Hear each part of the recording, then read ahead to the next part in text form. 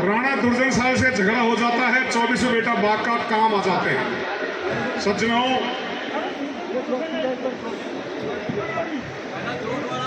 साडो भवानी जो सवाई भोज की घरवाली थी, ये भगवान विष्णु की भक्तानी थी। भगवान विष्णु की दिन रात भक्ति करती थी। इसको भगवान विष्णु का वरदान था कि ये 24 का जब टाइम होगा, ये वीर गति को प्राप्त होंगे। तेरी दौड़ जेठानी सब सत करेंगी, लेकिन तू सत मत करना। मैं कुछ समय के बाद में कमल का फूल में प्रकाश लूंगा और आपकी झोली में बाड़ा देव महाराज के नाम से प्रसिद्ध होगा। सज्जनों, 24 बेटा वीर गति को प्राप्त हो जाते हैं। मां भवानी साडो खेड़ा में अकेले रह जाती है। दिन रात भगवान विष्णु की भजन करती है, भक्ति करती है। करते करते इसको 12 साल गुजर जाती है। 12 साल के बाद में मां भवानी साडो भगवान भोलेनाथ के मंदिर पर पहुंचती है और भगवान भोलेनाथ को जल चढ़ाती है। भगवान भोलेनाथ के मंदिर में मां भवानी लड़ लड़ कर ढोक देती है और विनती करती है कि महाराज, मेरी शरण आए की लज्जा राख दे, मेरी मनसा पूरी कर दे। तो भगवानी की मर्जी होती है, शिव की जलेरी में एक कमल का फूल पैदा हो जाता है। ज्यों ही कमल का फूल पैदा होता है, मां भवानी साडो अपनी झोली को फैला देती है। कमल का फूल शिव जी की जलेरी में से निकलकर मां भवानी साडो की झोली में आ जाता है।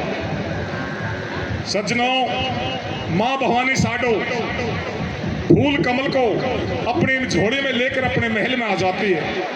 ज्यों ही महल की पहली पैड़ी पे पग देती है और भगवान बाड़ा देव महाराज कमल का फूल में प्रकाश ले लेता है। मां भवानी अपने लाल कवर को लेकर महल में पहुंच जाती है और उसको पलना झुलाती है। ज्यों ज्यों ही पलना झूले नारायण बाड़ा देव जी, ज्यों ज्यों ही थरर थरर थर्रावे बेरी की नौतेरी। दुश्मन की गडरान थर्राने लग जाती है। सज्जनों, जब इस बात का पता गडरान के ठाकर को चलता है, वो विचार करता है कि आज मेरी ये सटाटी गडरान कैसे थर्राई। तो वो पंडित ज्योतिषियों को बुलवा लेता है, वेद खुलवा लेता है और उनसे वो जवाब करता है। पंडित ज्योतिषी अपने वेद को खोलते हैं और राणा दुर्जन साल से कहते हैं कि महाराज, आपने जिस वंश को जमीन भवानी पे से नष्ट किया था, उसी वंश में आपका काल पैदा होगा, इसलिए आपकी ये गडरान थर्राने लग गई है।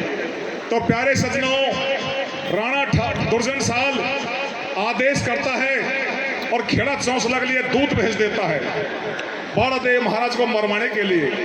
लेकिन ये दूत उनकी योजना में फेल हो जाते हैं और बाड़ा देव महाराज नहीं मरते हैं। दूत वापस हो जाते हैं। मां भवानी साडो के मन में भी धोखा आ जाता है कि दुश्मन का कभी विश्वास नहीं करना चाहिए, दुश्मन कब वार कर दे। तो मां भवानी साडो अपने लाल कवर को लेकर अपने पीहर को चले जाती है।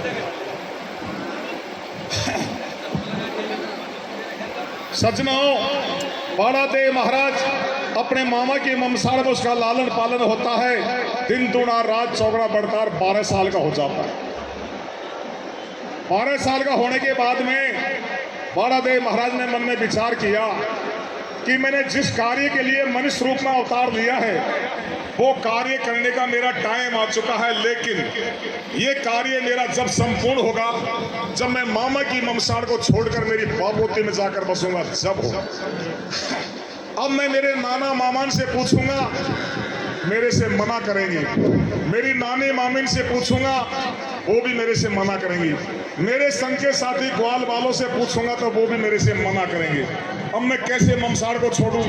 तो उसने विचार किया, जब तक कोई खुरन नहीं बनेगा मक्खी बैठने वाली नहीं है। मैं कोई ऐसा काम करूं जो मेरे नाना मामा मेरी नानी मामी मेरे से नाराज होवें और मुझे कोई कटु शब्द बोले, मैं उस पॉइंट बनाकर और मामा की ममसाड़ को छोड़ सकता हूं। तो बाड़ा देव महाराज ऐलान कर देता है, डोंडी पिटवा देता है मालवा के अंदर कि कल मामा के चौखन में और गेंद का खेल खेला जाएगा। सजनों, नगर बुलाओ दियो नारायण ने मीठा मार में, और बिन चौखन में बिहड़ी कर दई नगर की छत्तीस हो। पब्लिक को इकट्ठी कर देता है।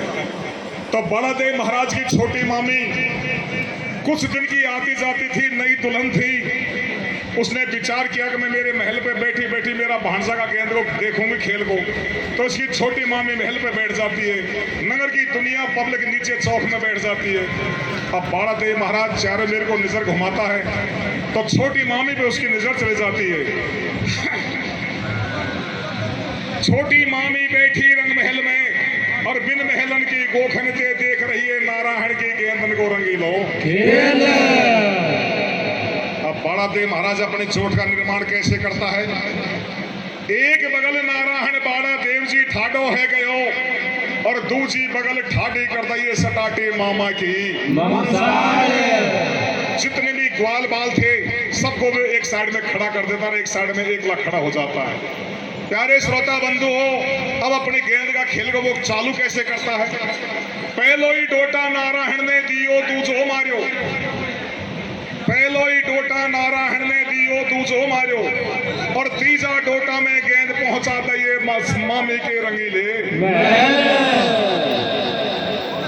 तुम एक साइड का जाओ, एक साइड का जाओ, बैठ जाओ, चुनाना बैठ जाओ तुम।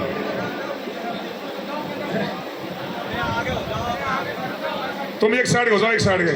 सजना बाड़ा देव महाराज ने अपनी गेंद को और अपनी मामी के महल में पहुंचा देता है। बिन चौखन ते गेलन गेलन नारायण पहुंच गो मामी का रंग महल पे। बिन महलन की नारन में पैड़ी पैड़ी छड़गो दे दे पहवर कलिन पे धर्म का दोनों। एक खन छन दूजे खन छंडो और तीजा खन पे अदर झलूनो।